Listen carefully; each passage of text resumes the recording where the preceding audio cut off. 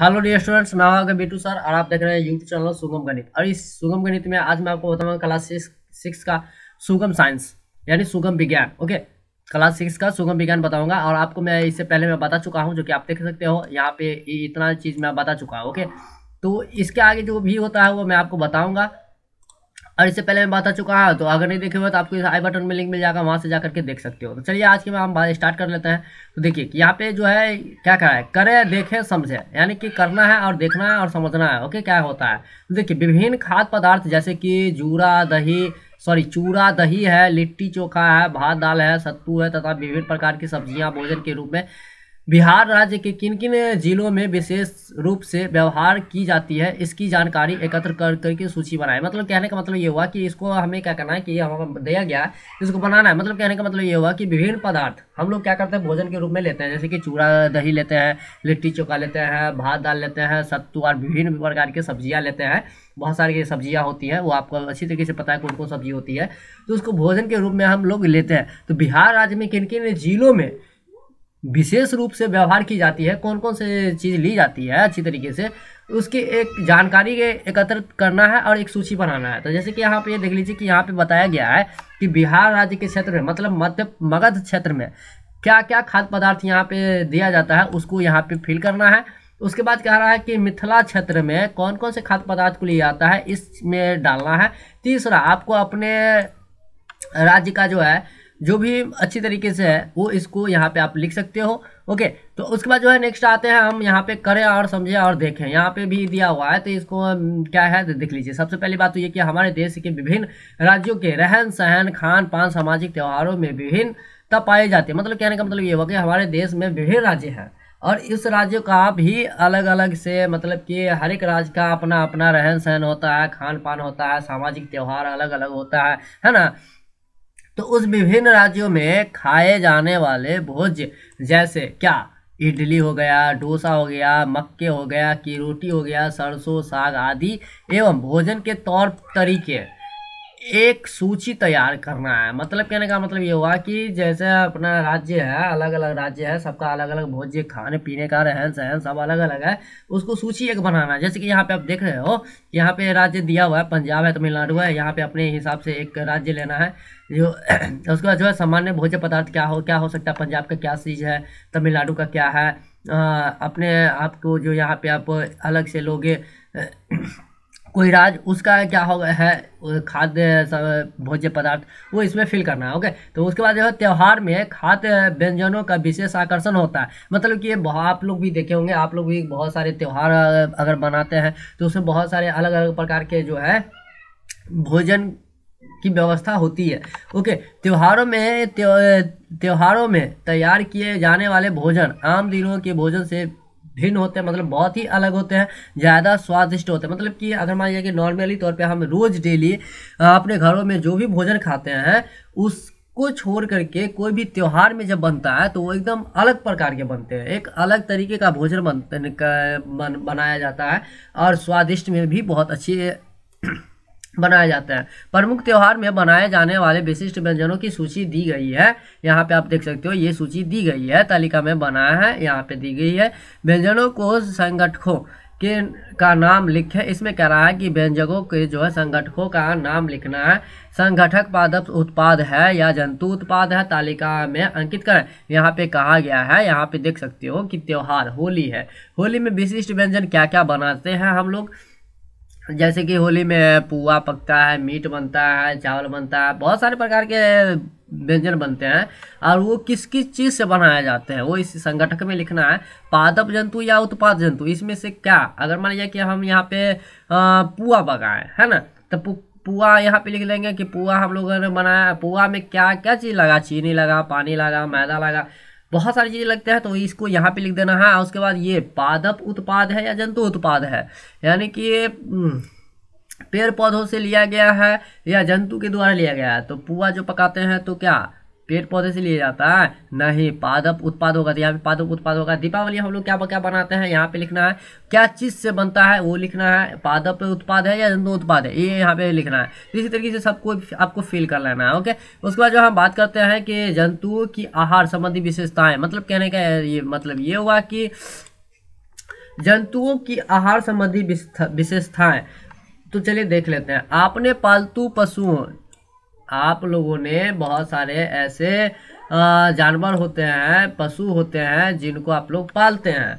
जैसे गाय हो गया, भैंस हो गया, बैल हो गया, घोड़ा, कुत्ता, बिल्ली, बकरी, मुर्गी, ये सब को हम लोग क्या करते हैं, पालते हैं अपने घर में, उसको जगह देते हैं, पालते हैं, आदि को भोजन करते हुए अवश्य देखा होगा। मतलब कि आपने लोगों ने गाय, भैंस, बैल, घोड़ा, कुत्ता, बकरी, बिल्ली को जो है आप लोगों ने खाना खाते हुए जरूर देखे होंगे, है ना।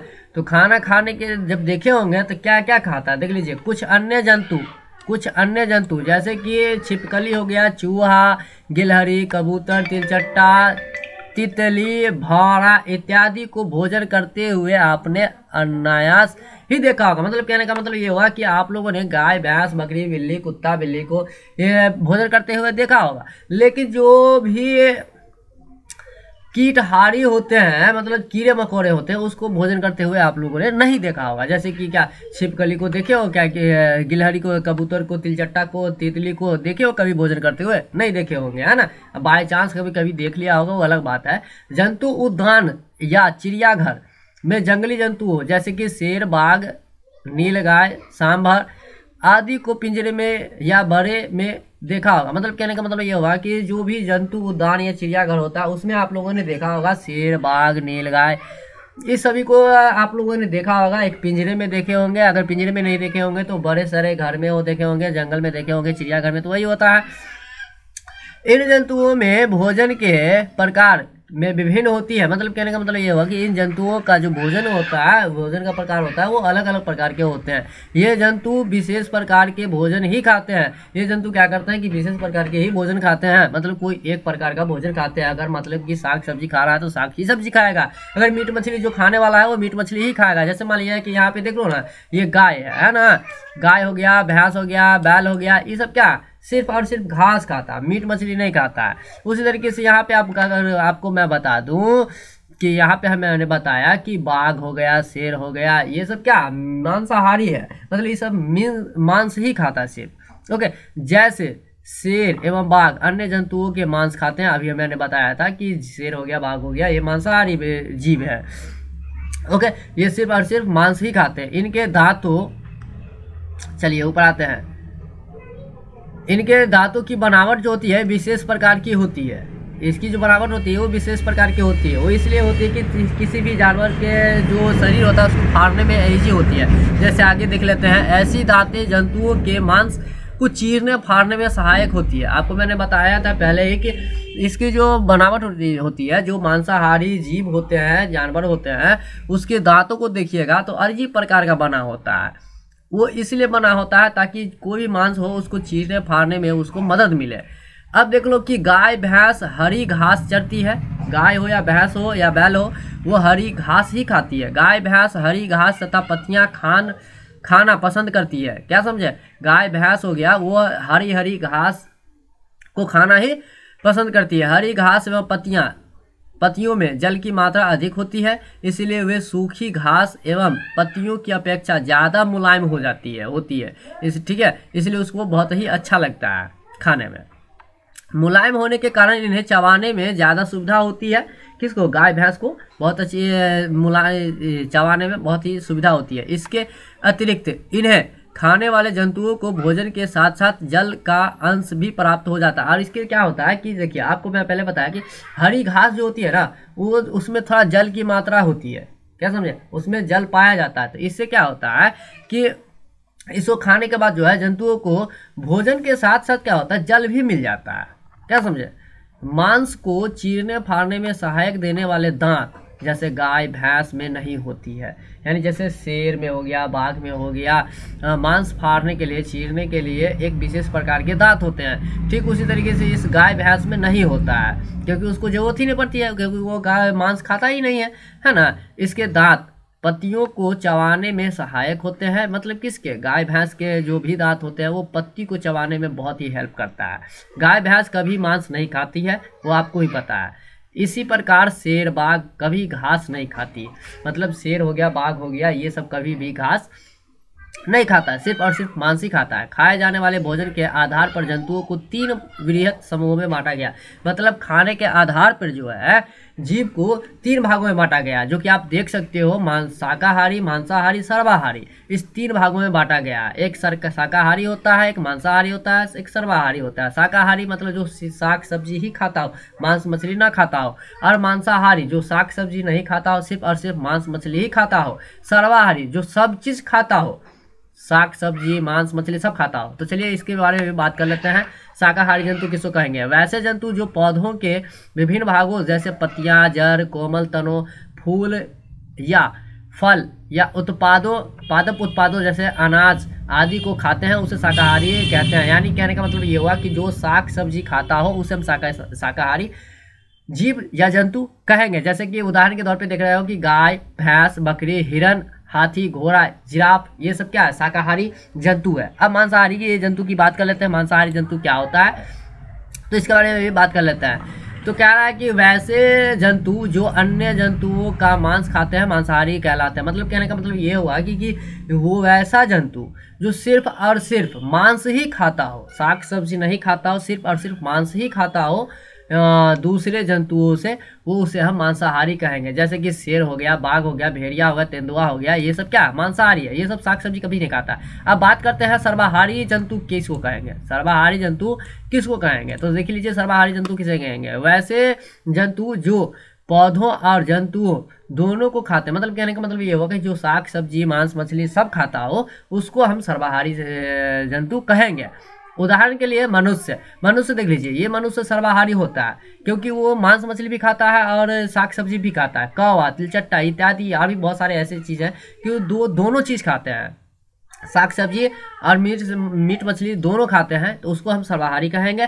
कुत्ते और बिल्ली जैसे जानवर स्वभाव से मांसाहारी होते हैं। मतलब कहने का मतलब ये होगा कुत्ते और बिल्ली जो है वो मतलब कि मांसाहारी होते हैं, मांस खाते हैं, लेकिन परंतु पालतू हो जाने के बाद वो सर्वाहारी हो जाते हैं। मतलब कहने का मतलब देखिए कि कुत्ते और बिल्ली, अगर वैसे कहा जाए कुत्ते बिल्ली, तो ये क्या होता है कि मांसाहारी होते हैं क्योंकि ये सिर्फ और सिर्फ मांस ही खाता है। लेकिन उसी को अगर पाल लिया जाए, अपने घरों में स्थान दे दिया जाए, तो वो सर्वाहारी हो जाता है क्योंकि उसको मीट भी कभी कभी मिल जाता है और साग सब्जी भी, भात चाल दावल जो भी होता है वो भी खाने को मिल जाता है, तो वो इस तरीके से वो सर्वाहारी हो जाते हैं। ओके, अब यहाँ पर देख लीजिए कि कहने का मतलब ये हुआ कि करें और समझे, देखें और समझें। मतलब कि यहाँ पे कुछ होमवर्क दिया गया है, उसको आपको फिल करना है, भरना है। तो देख लीजिए अब बात क्या करते हैं, इसमें क्या कहने को कह रहा है देख लेते हैं।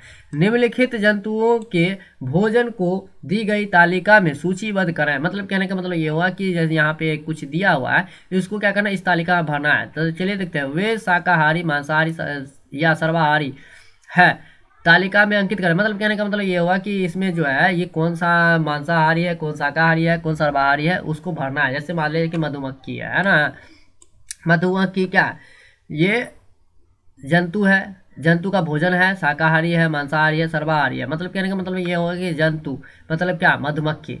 यहाँ पे मधुमक्खी फिल करेंगे। मधुमक्खी क्या खाता है, जंतु का भोजन क्या खाता है, तितली क्या खाता है, तिलचट्टा क्या खाता है, सांप क्या खाता है, छिपकली क्या खाता है। तो इस तरीके से यहाँ पे क्या करना, फिल करना। एग्जाम्पल मैं आपको बताता हूँ कि यहाँ पर देख लीजिए मनुष्य, आपको समझ में आ जाएगा अच्छी तरीके से। मनुष्य यहाँ पे पहले बार में क्या करेंगे, मनुष्य भर लेंगे। आपको कोई जरूरी नहीं है कि पहले बार में मनुष्य ही भरेंगे, आप मधुमक्खी भर सकते हो, तिलचट्टा भर सकते हो, सांप भर सकते हो, तितली भर सकते हो, छिपकली भर सकते हो, ठीक है। लेकिन हम मनुष्य का एग्जाम्पल दे देते हैं आपको। एक देख लीजिए, पहले हम क्या करेंगे, मनुष्य जंतु यानी मनुष्य कर लेंगे। अब यहाँ पे क्या रहा कि जंतु का भोजन, यानी यहाँ पे मनुष्य लिखें। मनुष्य का भोजन क्या होता है, तो मनुष्य का भोजन होता है साग सब्जी दाल भात चावल, ये सब होता है ना। तो और मांस मछली भी होता है, तो यहाँ पे इस भोजन में कर लेंगे मांस मछली दाल चावल भात जो भी होता है, यहाँ पे हम फिल कर लेंगे। उसके बाद ये इसमें बताना है शाकाहारी है, यानी ये जो मनुष्य है शाकाहारी है, मांसाहारी है, सर्वाहारी है क्या, तो मनुष्य सर्वाहारी है, तो यहाँ पे हम सर्वाहारी पुट कर लेंगे। ये जो सर्वाहारी देख रहे हो यहाँ पे लिख लेना है। इस तरीके से ये टोटल को यह इसमें फिल करना है। ओके, तो ये चैप्टर हमारा क्या हो गया, खत्म हो गया है ना। ये चैप्टर हमारा खत्म हो गया है और इसका मैं क्वेश्चन आंसर मैं आपको दे दिया हूँ। आप bharatibhavan.org पर जाकर के आप चेक कर लीजिए, इसका क्वेश्चन आंसर टोटल मैं अवेलेबल कर दिया हूँ। फिर भी कोई प्रॉब्लम होता है तो आप हमें कमेंट करके बता सकते हैं कि क्या प्रॉब्लम होता है, तो मैं उसका सॉल्यूशन आपको दे दूंगा। ओके, तो चलिए आज, और हमारे चैनल को सब्सक्राइब नहीं किया तो सब्सक्राइब कर लीजिए और बेल आइकन को भी दबा लीजिए, ताकि इससे आगे मैं जब भी वीडियो लाऊंगा तो वो आपको समय पर सबसे पहले मिल जाए। तो चलिए आज के लिए दैट्स ऑल, को मिलते हैं हम अगले वीडियो में।